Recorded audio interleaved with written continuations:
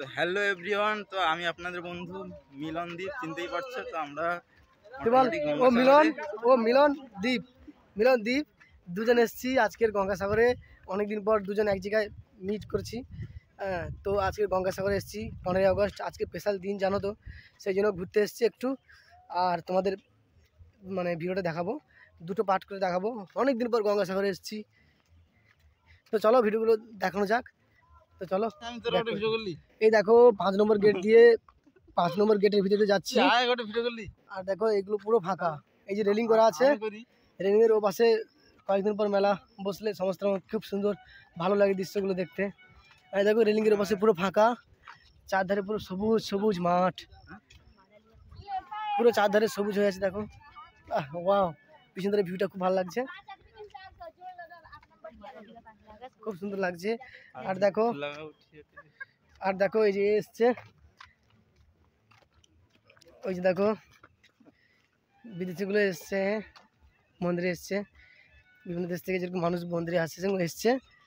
আর বন্ধুরা এই যে রেলিং দেখছো, রেলিংয়ের ওপারে যে পুরো মাঠটা দেখছো, এই মাঠে হচ্ছে প্রতি বছর বিভিন্ন সংস্থা থেকে বিভিন্ন দোকান আসে। আর এই সাইডগুলো পুরো একদম বুঝি হয়ে যায়, এই দুপাশে রেলিং দেখছো পুরো একদম বুঝি হয়ে যায়। আর আমরা 5 নম্বর গেটের দিক থেকে হয়ে একটু একটু একটু একটু করে এগিয়ে যাচ্ছি। আমারটা দেখো না, অরিজিনাল ব্লগ হটে, একটু একটু করে এগিয়ে যাচ্ছি। আর এই যে কি সুন্দর দেখো, তাই না?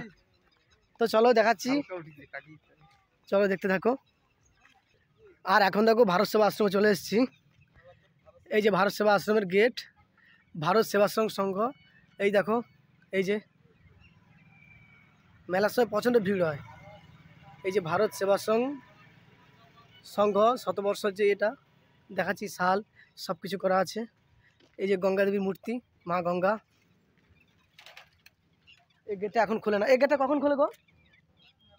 আচ্ছা, মেলার সময় শুধুমাত্র খোলা হয়, আর নয়তো সারা বছর বন্ধ থাকে।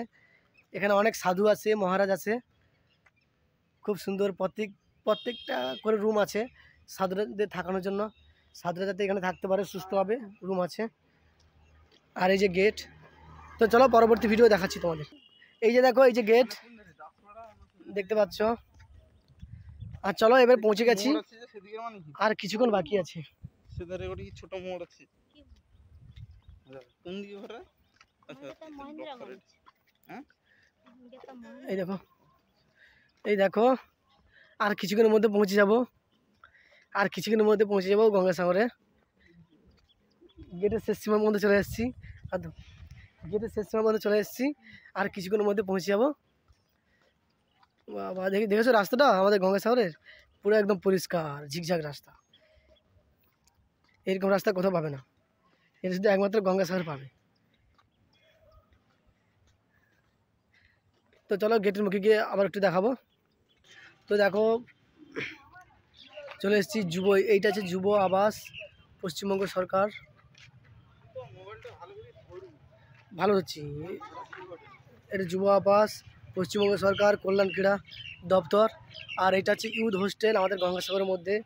আর দেখো কি সুন্দরভাবে তৈরি করা, প্রচুর প্রচুর প্রচুর টাকা খরচা করে তৈরি করেছে।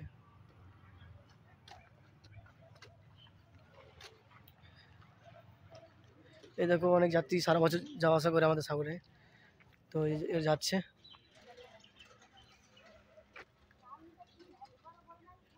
তো দেখো এই যে ঢুকে গেলাম সাগরে, এই যে ঢুকে গেলাম বন্ধু। মন্দির যাওয়ার ও পাশে একটা রাস্তা আছে মন্দির যাওয়ার, আবার এই পাশেও রাস্তা আছে মন্দির যাওয়ার, দুপাশে মোট মন্দির যাওয়ার রাস্তা আছে। অলরেডি সাগরের মুখে ঢুকে গেছি, একদম একদম মুখে ঢুকে গেছি।